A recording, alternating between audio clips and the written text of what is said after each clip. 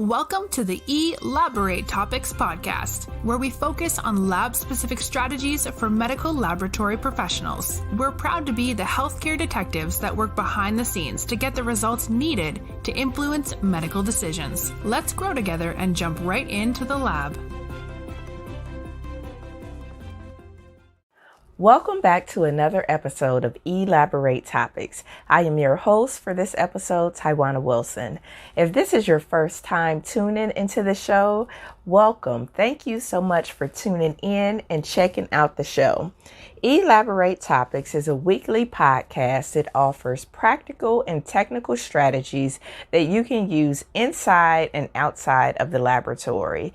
Myself, along with my co-hosts, Stephanie Whitehead and Lona Small, bring you relevant topics and strategies that you can use. We interview industry leaders inside and outside of the laboratory. If you are returning guests, thank you so much for continuing to listen. If you could do me a favor and share this podcast out with any laboratorian that you feel could benefit from hearing today's show. And really, the topic today is universal. So anybody, any professional that you feel could benefit from listening to today's show. You can share the show out from your favorite podcast platform, Apple Podcasts, Google Play, Spotify, or iHeartRadio. Or, of course, you can go directly to directimpactbroadcasting.com, and there you will find the eLABorate Topic show along with other podcasts. If you are interested in being a guest on this show, we're always looking for new people to interview, as well as talking about other leading topics. You can go to Direct Impact Broadcasting. Up under the contact link, you will find the eLABorate Topics guest submission. So please submit. We would love to have you on the show and bring exposure to you and what you are doing inside of your laboratory. So let's jump right into today's topic. This is one that I am pretty excited about because we're always talking about being able to get promoted and moving up through the ranks. And so today is your quick survival guide for the new supervisor. And I'm telling you, I wish I would have known some of these things when I first got into my supervisory role. There's this quote by Roger Babson. It says, "It is wise to keep in mind that neither success nor failure is ever final." And I think when you move into a new leadership role, that's important to think about, because sometimes when you move into that role, it seems like everything that you do is not working. And so you can get frustrated and discouraged. Or it could be a time where everything is just thriving and going perfectly. And so keeping this quote in mind lets you know that it's a cycle. You could go through things and they'll be working really well today or this year, and you are gelling really well with your team and the team is moving forward. And then something could happen where you have a whole new team and maybe you're starting from scratch or starting from ground zero. But being a new supervisor can be intimidating. Very intimidating, especially when you like, okay, I'm new to this. I've transitioned from the bench, from peer to lead. How will you know what to do? What if you make mistakes? And you will. What if you don't know the answer? And you won't have all the answers. I'm going to give you some tips to help you get to the path of being a great supervisor. Now, being a supervisor, let's take a step back, can happen in many ways. You could be hired from the outside of the company to take on a team. You might be assigned to create a brand new team. Maybe it's a brand new department. I know in one of the labs that I'm in, they are growing their outreach business. And so they've created a new service line. And there's the need for a new team. Or you might be promoted from within the team. Maybe you were a bench technologist and now you went to a coordinator and now you are the supervisor. But each situation requires some special skills in order to be successful. So let's jump into each of these ways and talk about some of the different things that's needed to be successful. Okay, let's talk about the first way. So what if you've been promoted from within the team? Being promoted from within the team is a huge challenge for new supervisors. Unfortunately, I cannot speak to this in great detail because most of the teams that I went to, I was new in that department or new in that organization. So this is something that working side by side with one another and then going to the leader has not been on my journey. But it is difficult to transition from being a team member to team leader, particularly in some of our laboratories today, or if you are responsible now for people's salaries or their raises and even their schedules could create a little bit of tension. So to begin, some of the things that you could do is start by setting a good example from the moment you think you might be promoted to supervisor. So once you think that you got the opportunity, the role came open, and you think that you are going to be the person that's given that position, now you have to start setting the example. So whatever you might have been doing as peer, now you have to go ahead and think at the supervisor manager level. And when I say that, I'm thinking about some of our habits. So take this time to start curbing some of those habits that you might have.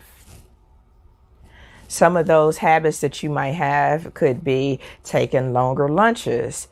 Some of those habits that you might have could be maybe gossiping between coworkers, or sharing information that's confidential with one of your good friends. Maybe you're not gossiping with the whole team, but you are sharing confidential information with one of your friends who will now be one of your employees. So you can start with identifying the source of some of these habits and creating an action plan that may help you identify areas for improvement within the team. Because again, now that you have transitioned from peer to lead, then you have went to another level. You have went from us to them, as they say in the workplace, and you want to set yourself up for success. So training is going to be beneficial for this. You want to enlist your supervisor's help in determining some of the appropriate topics you can start working on and start getting proficient with. And some of these critical skills or topics that's going to be crucial for a new supervisor. And this is really regardless of whatever route you got to being a supervisor, is you're going to have to increase your leadership skills, because now you need to start making decisions. Now the team is looking at you to guide the ship. Your communication skills, that's one of the biggest things that happens in laboratories today, is that there's a complaint of we don't get communication, or the communication is not effective.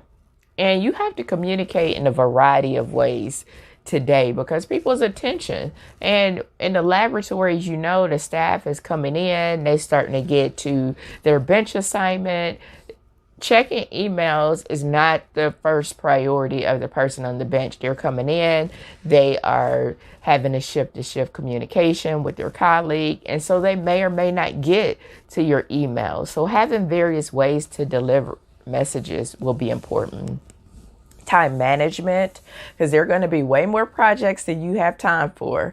And so being able to utilize your time effectively. Conflict resolution. Conflict will arise. People are people. And so you will, at some point in your supervisory journey, have to deal with conflict, whether that's changing somebody's schedule when they've been used to working certain days of the week or certain hours, and now you need to adjust to meet the business needs.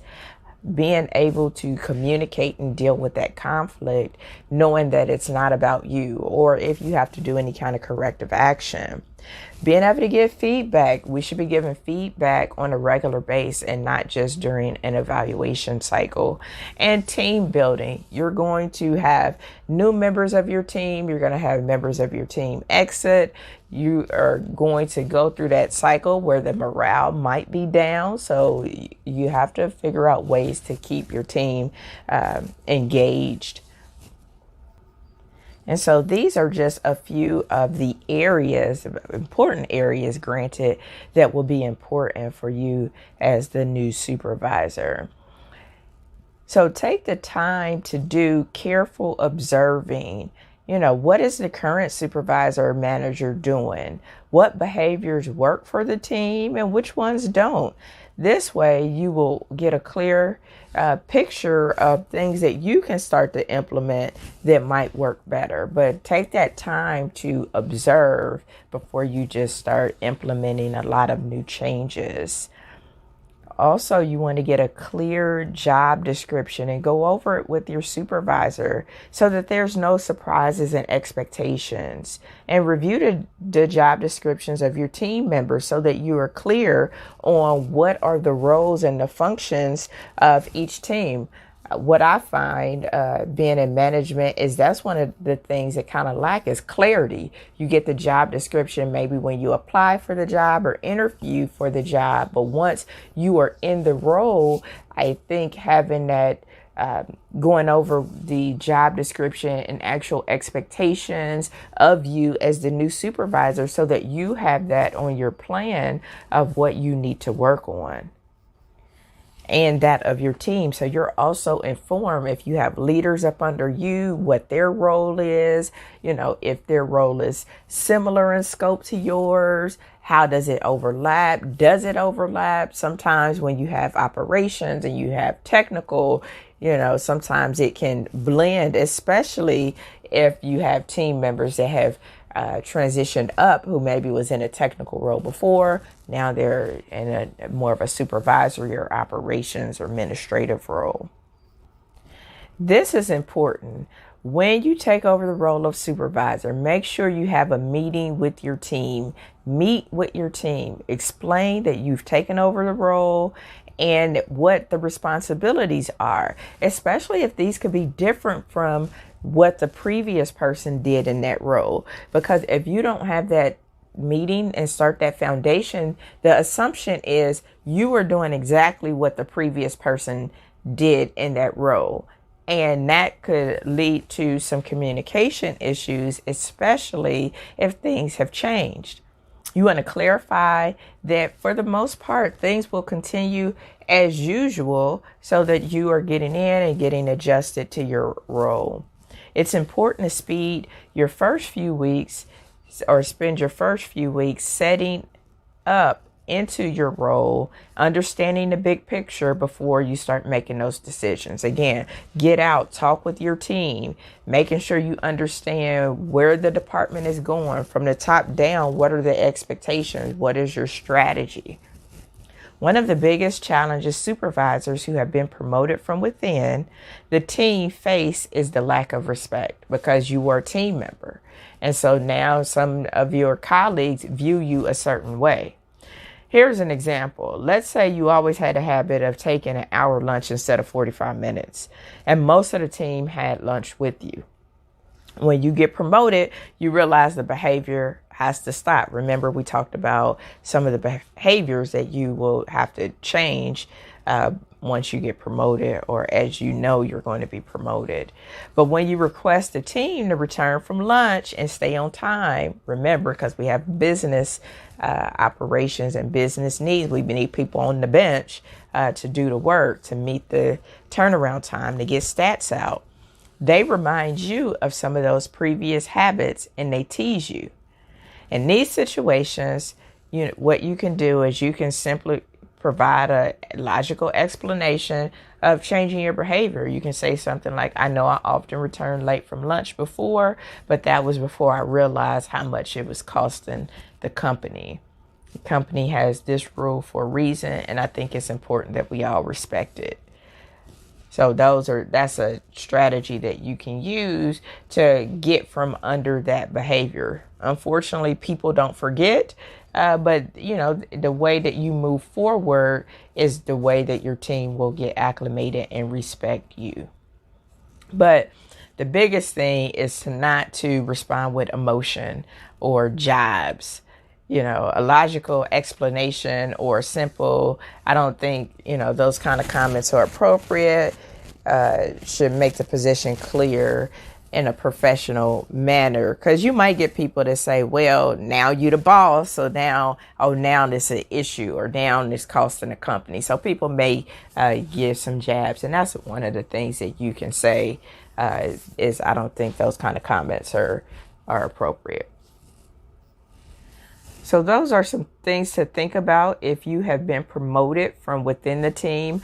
I think that's probably the most challenging way to get into a supervisor role, is because you do have that history, especially if you've been working side by side with people for 5 years, 10 years, 15 years, and now you're their boss. It's definitely doable. I see people transition from peer to lead all the time and are successful, but you do have to be mindful of some of those relationships and setting those boundaries early. So what do you do if you're leading a brand new team? So many supervisors feel like heading up a new team is one of the easiest tasks. After all, the team members, they don't know each other, and so there's nothing to argue about. However, one of the things that you might not think is when you are leading a brand new team, often there's no boundaries. You're learning each other. So you're learning each other's strengths, you're learning each other's weaknesses. And so that takes time within itself, along with whatever project or department that you're trying to bring up. So some supervisors feel that this one is the most difficult, rewarding challenges that a leader can face, because you have multiple things that you have to think about in this when you're leading a new team. Often, like I said, it comes with leading a new department or a new project as well. So trying to get up to speed on both really quickly, and knowing who's a fit for what, who's a stronger player on this bench, who might be stronger in this, and being able to figure out the best way that the team can navigate. So to begin in this kind of a arrangement, make sure the team has a clear role and objective, because sometimes when things are new, it's kind of gray because you've not established, what a clear schedule looks like. You've not established what your workload might look like. And this is important for short-term or short project-based teams, as you want to get in early and figure out what people are doing, what the roles of people are going to be. And then share the role with the team to help them focus on whatever their task is going to be. So these could be short, lean, or Six Sigma based projects where, maybe it's only for 6 weeks or 8 weeks, and you want to get in and you want to identify roles, make sure you have a clear roadmap of what you all want to work on and clear checkpoints. And so that's something that you want to do when leading a new team.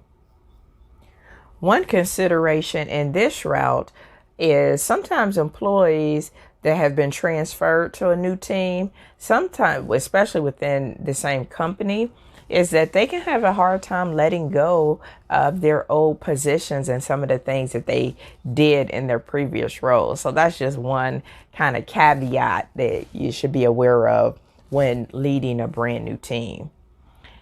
So what happens if you are taking on an established team? So you are coming on board as the new supervisor for an established team.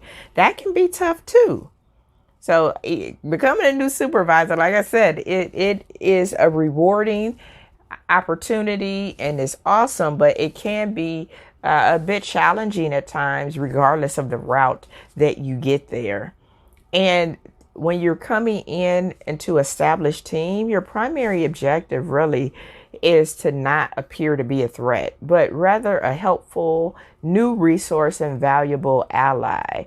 The thing is, with the team, they don't know you, they don't know your style, they don't know who you are, and they're trying to figure you out. It's a change for them. And so you don't want to come in and appear to be a threat, or people can approach you. So begin by gathering information about the team's objective, the team dynamics, the history together.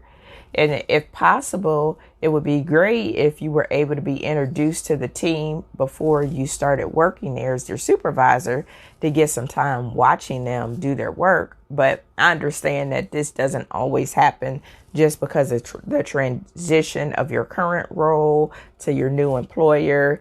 But the more that you can kind of interface with that new team, I think would be helpful. It's also important to get started on the right foot. So on your first day, have a team meeting. Once you are done with your orientation and HR things that you need to do, but have a team meeting more so just to explain your role and what you will be doing in the coming weeks. And if possible, in those first few weeks, spend time getting to know your team. Spend that first week kind of watching what they do and just getting to know who they are. Spend some time. And one of the questions that you can ask the new team is that if you were me, what would you begin working on? So what would you feel would be the first 1 or 2 items that I should have as high priority on my list? So this might give you some insight, at least from a team's perspective, of what's working, what's not working. If possible, I would say avoid making major changes if possible, right at the beginning, because again, you want to understand how the team does things, kind of understand the history, and be an observer rather than just a participant. So if you've been hired to make changes, which sometimes happen, set expectations for what will happen in the short term and long term so that people don't feel like you're just coming in and just like taking over and giving no consideration, because that will have it where the team is not in support. They might not be forthcoming with information, and they might not feel like they have an ally in you as their supervisor. So even though you have the job, the team is still looking and basically interviewing you as this new supervisor and determining if you're going to be better than the last person or if you're going to be for them in your first few weeks of being with that team, first few weeks of employment. There's this quote by Tommy Lasorda that says, I believe managing is like holding a dove in your hand. If you hold it too tightly, you kill it. But if you hold it too loosely, you lose it. And it makes me think that you have to have some control and some order, but you also have to be flexible too, so that you are able to really get in, understand your team. But if you feel like it's going to be my way or no way, or I have a set thing, this happens when people have been managers elsewhere and they come within an established team. They may say, well, this worked at organization A, I'm going to do the same thing for organization B, and it doesn't always work. So here's some helpful tips, regardless of what route that you became a supervisor. Ask the right questions of the right people. So have you heard the saying, there's no such thing as a stupid question? We've all heard that, right? Well, it applies to supervisors and leaders too. Don't be afraid to ask questions. Asking questions is going to be great for you, especially at the beginning, because you really don't know. So you're like, I just want to understand. So just make sure you do your research and ask the right questions of the right people. As John Maxwell say, good leaders ask great questions. So being able to ask questions. And this means if you have a question about frontline activities, for example, go to a frontline worker. Don't go to somebody that doesn't work the bench and you're asking questions about workflow. That doesn't make sense. Or if you got questions about payroll, you would ask HR, like go to the source. Open-ended questions typically give the most information. These are your questions that ask your how, or start with the W's, the who, what, where, when, and why. And here's some ways to, if you're shy about asking questions, you can try to use a phrase such as, I'm just curious. So I'm just curious, why do we do our schedule the way we do it, or I'm just curious why the benches are staffed the way they are, or I'm just curious of why do we process payroll the way that we do it. So those are some ways that you can kind of get in and start learning and understanding, is asking the right questions. Go to Gemba. Gemba is a Japanese term meaning the actual place. This is critical. Now, the concept came from lean methodology and manufacturing-based systems, but it really does create maximum value with minimum waste. And why? Because going to Gemba means going to the place where the action is happening. If you want to see how, for example, payroll is handled, go to HR. If you want to see how productivity is being met on the chemistry bench, go to the chemistry bench. Like, you can't just go to your computer. You have to go to the source, go to where it is happening to understand. If you got questions about HR, go to HR. If you got questions about a neighboring department, such as processing, go to the processing department and understand kind of what they do. Watch what's happening, ask questions of the frontline staff, and get some hands-on experience. Doesn't hurt as well. So this inside knowledge that's going to Gemba is going to help make you better. You're going to be able to make smarter decisions, and you're going to be able to help your staff work smarter. So going to Gemba, if you have not heard that before, then, that is going to be your go-to. Even if there's conflict in the workplace, going to the source is always going to be the best thing for you. And keep learning. I cannot express it enough, but keep learning. The most important task for any supervisor is to keep learning, keep growing. Your job and responsibilities can cover many different types of tasks. And so there's going to be a lot to learn. Start small, but aim big. Set your goals for yourself and keep working towards them. Earlier, I talked about those key areas: the leadership, communication skills, time management, conflict resolution, giving feedback, and team building. So think about those things to keep learning and keep growing in those areas. Those areas are going to help you be a better supervisor, a better manager, a better leader. Remember, training doesn't always have to take place in the classroom either. So look at non-traditional routes to help you get information. And make sure you're listening to your staff and colleagues, reading books, listening to podcasts such as this one, reading journals, watching educational videos, making sure that you go to conferences to get relevant information in the industry.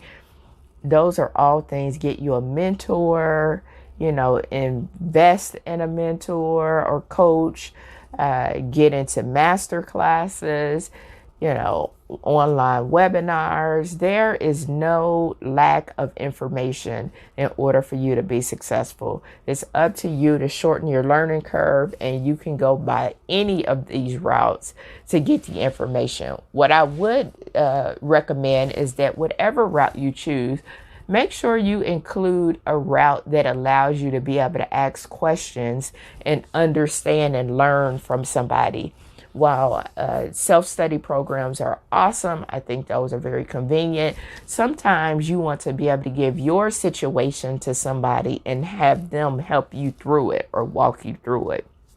So those are some things for you to be a great supervisor. I know that you can do it, and you will be successful in your new role as a supervisor. So keep learning.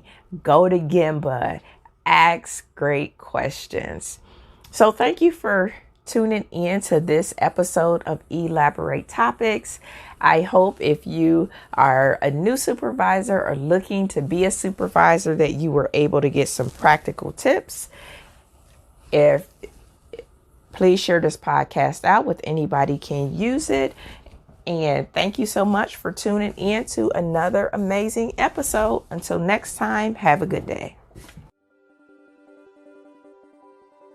Thank you for tuning in to another episode of eLABorate Topics. where your hosts discussed relevant strategies for laboratory professionals. Please subscribe to this podcast on your favorite podcast platform and listen to us on directimpactbroadcasting.com. Stay tuned for another episode with information you can use to excel in your laboratory career.